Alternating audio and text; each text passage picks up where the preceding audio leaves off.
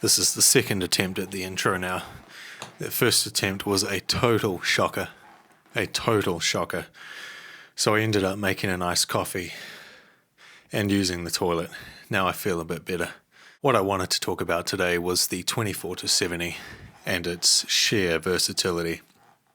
I took it away on a trip last weekend to a place called Taupo here in New Zealand. Is the 24-70 big and bulky? Yes. Did I care when I bought it 2 years ago? No. Was I more excited to get the A7 IV versus thinking about how big and bulky lenses were? Yeah. Do I care how big and bulky the 24-70 is now? Kind of. Am I using it to record this video? Yes. But it's got no focus breathing, so that was nice when I discovered that. Having no focus breathing on the lens is good. But anyway, this video should be about the 24-70 and what it achieved on our holiday. Despite us having already booked accommodation, we were on the verge of being pretty sick, and we were quite sick for most of the trip. So I took what pictures I could. We didn't spend very long outside shooting. I think I got enough B-roll to make a video. Honestly, I don't really know what to talk about, but it's probably a good time to show some B-roll and some pics now, so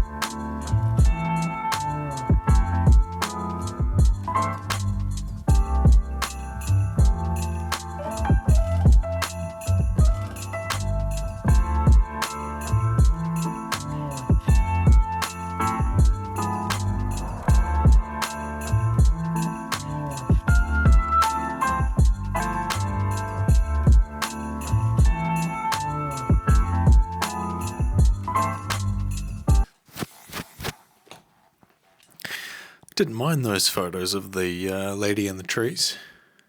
Quite nice. And they were about 36mm ISO 500 f8, 1/60th of a second. I'll tell you what though, this YouTube thing's harder than it looks. I don't know what to talk about next.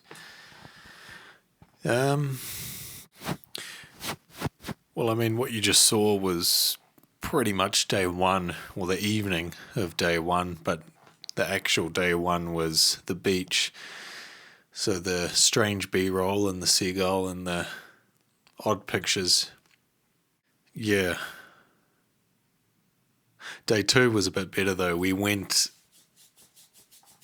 Day two was a little bit better though. We went to a crater walk. A bunch of steam. Day two was a bit better though. We went to a crater walk. Actually, let me Google this because I can't remember what it's called. Okay, so it is called Craters of the Moon Thermal Walkway. It's a geothermal walkway featuring bubbling craters and steaming vents. That's pretty much what it was. I did take the Osmo Action 3 and strap it to my chest for some POV footage for your enjoyment. Here's day two.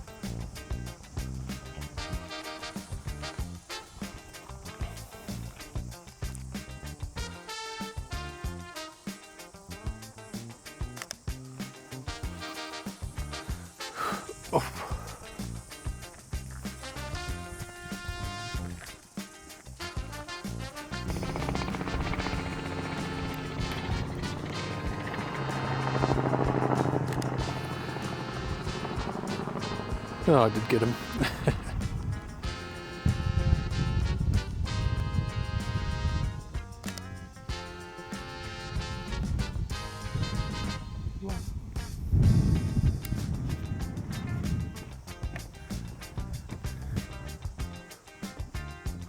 A lot of steam that way. I think we'll head over here. If you guys can see that, there's some sort of crater over there. So we'll go this way first and we'll come back around and see what we can see.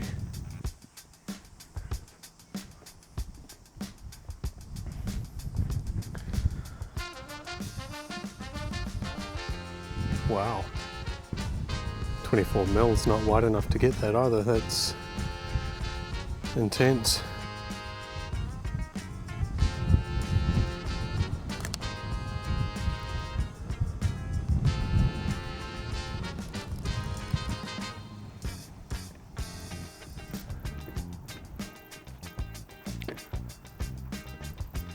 Big load of steam here. 35 mil perhaps.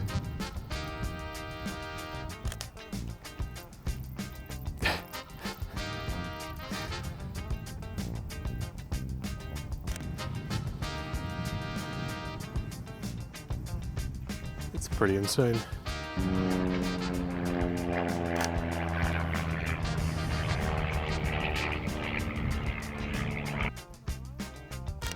Why?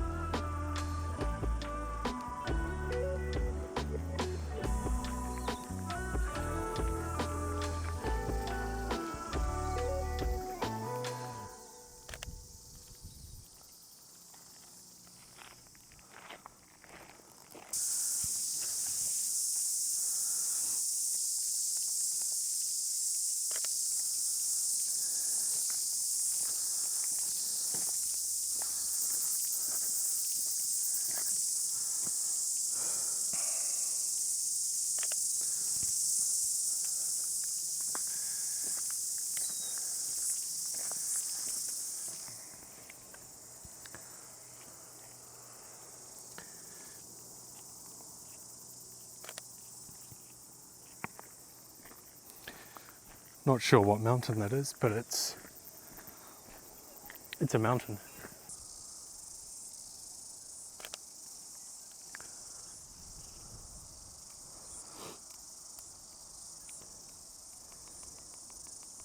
So yeah, that's a bit of day two. And what I did want to touch on with the 24 to 70 as well Yes, it's a big, bulky bit of a behemoth. Running out of stuff to say here, really. But with the 24-70, it was one of two lenses I took away on our trip, and it didn't actually leave the camera. I took an 85mm prime from Sigma that is very sharp, sharper than the 24-70 that I'm currently filming this video with, and the images that do come out of this lens are actually not the sharpest, but it did take me a while to realize just how not sharp or high res the lens is. But I think that softer look on photos actually works quite well, at least for my style of photography at the moment. But yeah, I didn't put the 85mm on at all. The 24-70 just had the versatility factor, but leaves me questioning why I do have a 24-70 and whether or not I'll keep it. I mean, I will keep it. It's really good just to slap on and mainly use here and never take it out again, joking. But going forward, I'm thinking of something like a 24-50, just because having something beyond 50mm, i.e. a 24-70, doesn't always seem necessary when I'm out anymore. And the whole purpose of me buying a 24-70 was a lens that could kind of cover it all as a beginner photographer when I got it in 2023, along with the 85mm prime and the A7 IV. But it served its purpose, it's done me well. So next lens probably will be a 24-50 or something like a 16-35 or maybe another prime. But anyway, back to what we were doing on this holiday. So you've just seen the craters of the moon walk and all those natural steam vents. Now I'm going to take you to a place called the Hooker Falls, which I thought was a good hour or two drive away from the crater walk, but it was actually only about 10 minutes. Let's go see some blue water and more pictures.